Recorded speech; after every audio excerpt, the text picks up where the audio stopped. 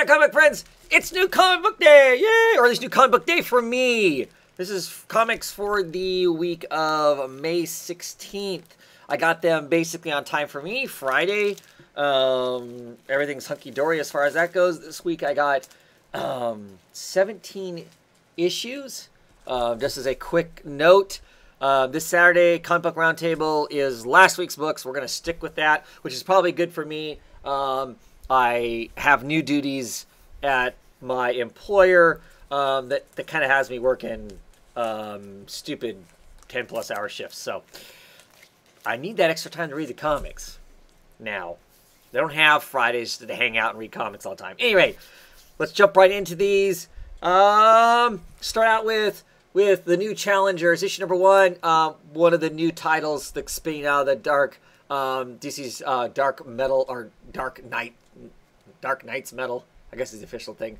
The Heroes of the New Age stuff. I'm getting issue 1. I ordered it before I had seen the sampling in the back of some of the DC comics. That sampling tells me I don't want anymore, so I haven't ordered anymore. I don't even think I'm getting issue 2 of it. But here we are. This is a Kubrick drawing, which is cool. Snyder and Gillespie, I think, are writers on the book. I know it's Scott Snyder, and I think it's somebody else because I don't think he's doing all of it. I'm gonna open it up real quick here.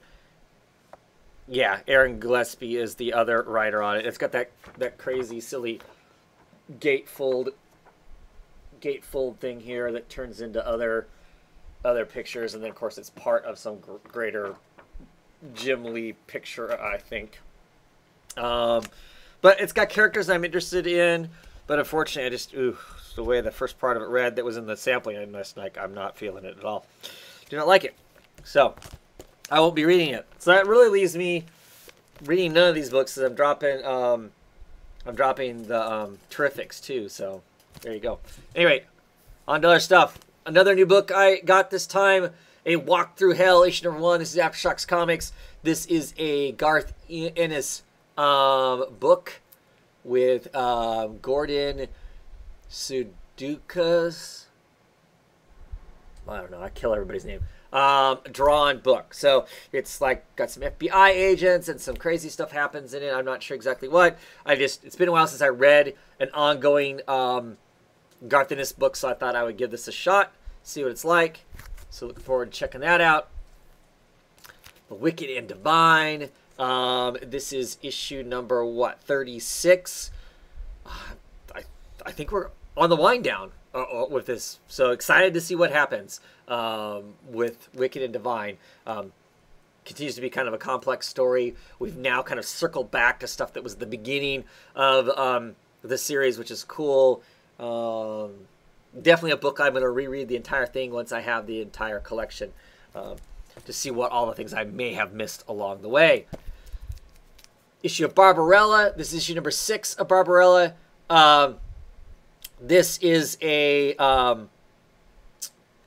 subscription cover, which is actually a Kenyon Yaron, the guy who does the artwork on the inside. I believe it's his art on the cover.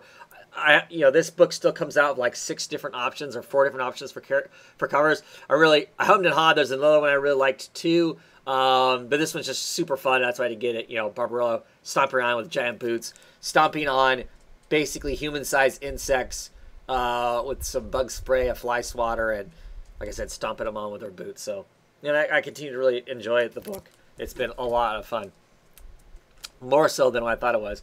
Probably because of the Mike Carey writing, because Mike Carey is an excellent writer. Wildstorm, issue number 13. We are now moving into the second year of this. So this is the midway point of the story. I don't know who that is on the cover, but I like that cover. Excited to have this back. It took a month break, so I'm excited to be checking this out and reading it again to see what's going on in the Wildstorm universe, because it's kind of like more and more pieces are starting to spin up, and we'll see what, when we hit the apex of all of that and what happens at the end of it. Very much looking forward to. And next up is another new book that I'm trying from a press that I am not familiar with whatsoever. I've been kind of browsing the solicitations for some of the smaller print comics just to see if there's stuff out there that I'm missing. I'm kind of a sucker for anything that's got jazz in it. That's why I got the Jazz Maynard book last week or 2 weeks ago. So this one is Jazz Legend. This is by Scout Comics. J.C. Lake and Vanessa Darrote, I believe, are our creators on the book. I kind of love this cover because you see it's an octopus that she's wearing like a big giant wig. See the tentacles there, and then within her body you can see like a trumpeter playing here, and of course it's well placed. and then down below you've got this head of somebody else. We got a typewriter here. It had something to do with jazz. The solicitations did. I can't remember specifically what it was. But I'm kind of looking to see if it gives me a quick solicitation on the inside. It does not. But it starts out with this great page. But clearly that's like an homage to like Miles Davis probably there. What is jazz? It says, jazz is the sound of a winter storm. Jazz, they say, is a wild wave breaking against the shore. Jazz is a mountain. Jazz is a swinging desert. Jazz is a purple bird flying against the atmosphere. That's from Sid Caesar, 1960. Like I said, I like jazz, so I'm looking forward to checking this out. Giant splash page here. Splash pages are an interesting thing. Oh, there's lots of splash pages. If they're not utilized right, they kind of are a waste of space, in my opinion. Using the dramatic effect, but there's got to be more to it than just that.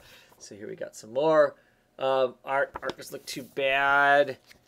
Just kind of briefly open. Book smells weird, though. It's got a weird smell of printing. So just kind of flipping it open. Clearly we get into some supernatural sort of stuff. Gosh, I wish I could remember the solicitation for the book. I should have come prepared to talk about it. But clearly it's got a writer in it.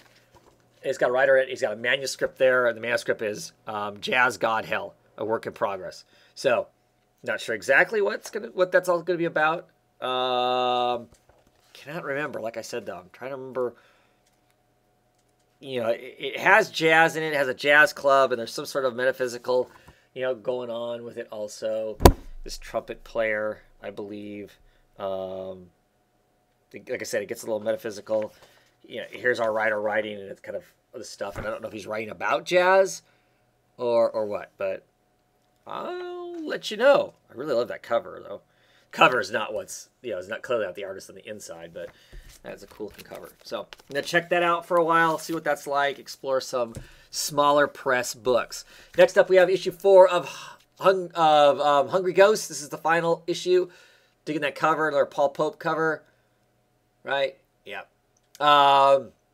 This time around, we have art by Joel Rose, Francisco Francavilla, and Irene Kopp are the artists that do the artwork for these stories. If you haven't picked this up yet and you're curious to pick it up, I would wait for the hardback from Dark Horse to come out, because supposedly the hardback comes with recipes for the stuff that's made in it and that sort of thing. So why would you wait to get the extras there?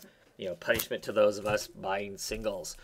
Next up, we have BPRD. I finally got my issue of number 6 of The Devil You Know. The implication is that Hellboy's back. We'll see what that ends up being like. This one is drawn by Sebastian Ferrama, Dave Stewart on colors. Scott Alley is still helping write this stuff, so I'm curious as to when he falls off the book, because I didn't think he was working for them anymore, or maybe he's just not being their editor anymore. I thought he was done there. He's kind of a problematic creator, but Mike Nola, also his story. Oh my gosh, I feel like I just read Batman. Here's more Batman. The Gift, number 47. For my parents to live, I must kill Booster Gold. I haven't really been digging this whole weirdo Booster Gold kind of thing, and I hear tell that that Tom King has a whole Booster Gold book that's going to come out. I don't know. Don't know how I feel about that. Don't know how I feel. Unless it's just kind of off doing its own thing, then maybe. Issue 15 of Batwoman.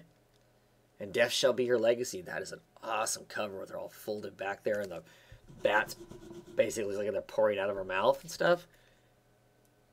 Yeah, I like that. That's pretty cool looking. It's been kind of cool. We're kind of at the tipping point of the House of Cain, and her kind of going back and finally dealing with some of the issues from kind of her lost year between being kicked out of the military and kind of getting her act together and starting down the road of Batwoman. So it's been cool. I've been enjoying it. I don't know. Issue 4 of Brave and the Bold. Batman and Wonder Woman.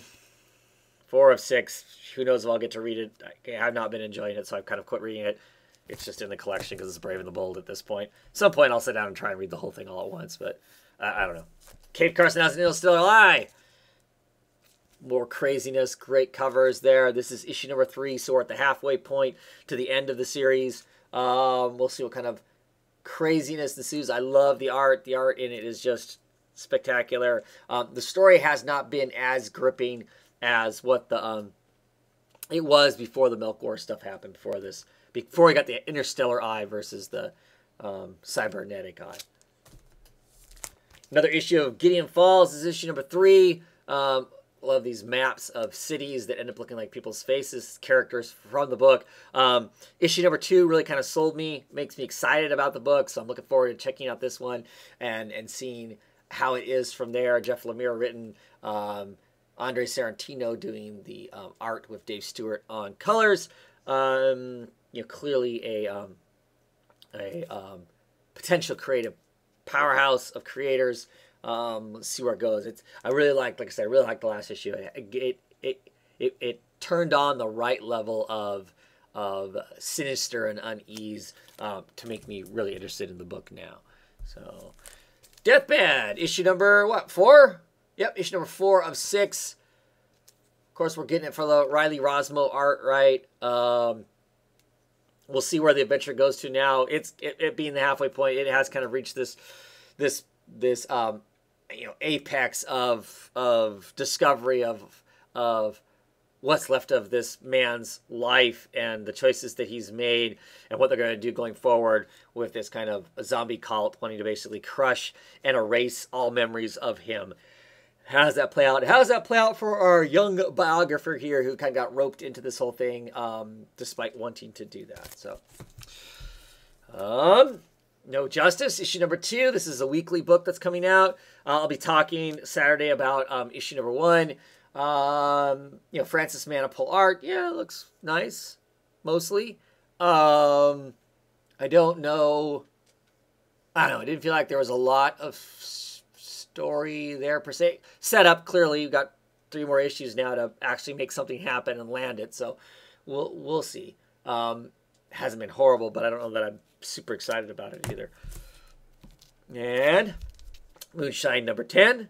You know, we still got our what used to be our main characters kind of off in a chain gang. And then the werewolf family is now going to be in direct combat, it seems, with the alcohol runners from New York that have come down, the mob that has come down to buy the moonshine, and we'll see what happens there. And finally, I got my issue of Resident Alien. An Alien in New York, issue number 2 of 4, where looks like our guy's going to head to New York. Our doctor is going to head to New York and find out, because somebody in New York is spraying graffiti on the walls, and the graffiti is actually his alien language, and they're saying something to him. So he's going to find that out. So I'm looking forward to that. I always really like Resident Aliens. It's just a really cool book. You know, maybe it comes out once a year. We get a 4-issue, 3-issue miniseries, or it comes out, you know, every 9 months or something like that, which is perfect. You know, it's not oversaturated. You know, the creators get to do what they want to do and make sure it's right and make sure it's good. And I appreciate that, enjoy that. So that is it. That is it for this time. So I hope you had some interesting comic books this week, and I'll check you out later on. Have a great one, everybody.